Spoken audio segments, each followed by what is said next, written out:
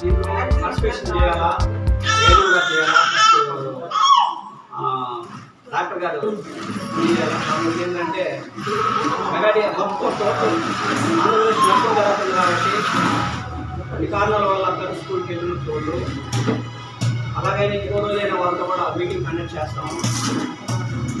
ఈ బిడ్డల్ని మీరు ఎంత తీర్చిదిద్దుతారో, ఎంత విధంగా మీరు పంపిస్తారో, ఎంత మంచితనంగా ఇక్కడి నుంచి వచ్చిన తర్వాత మీ బిడ్డలకు ఒక 5 నిమిషాలు కేటాయించి మీరు ఏం చదివారు, మీరు ఈ కాలంలో అందరూ చదువుతూ ఉన్నారు ఉద్యోగంలో.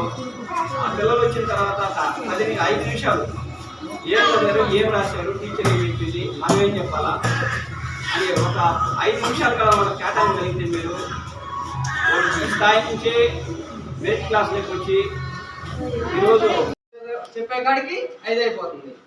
మళ్ళీ 3, 4, 5 ఉన్నారో చెప్పే కాడికి వీళ్ళు మర్చిపోతున్నారు. సరే హోంవర్క్ రాసి పంపిస్తారు, ఇంటికి పంపిస్తే ఇంకా తల్లిదండ్రులు లేరు. వాళ్ళకి 100 సమస్యలు 100 పనులు ఉంటాయి. అందరూ తల్లిదండ్రులు 10th చదివిన వాళ్ళు లేరు, డిగ్రీ చదివిన వాళ్ళు లేరు.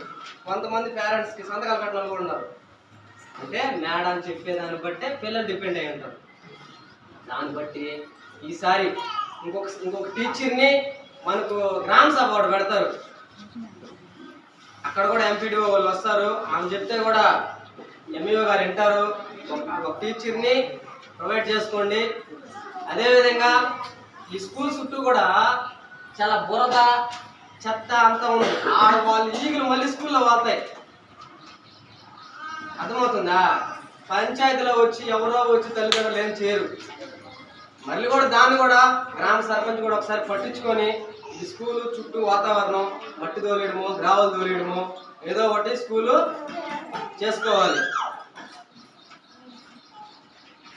మళ్ళీ అది కాకుండా స్కూల్ ముందర అనుకొని ఆ చైర్మన్ కూడా వెళ్ళిపోయాడు. ఆ చైర్మన్ చెప్పిన ఆ రోజు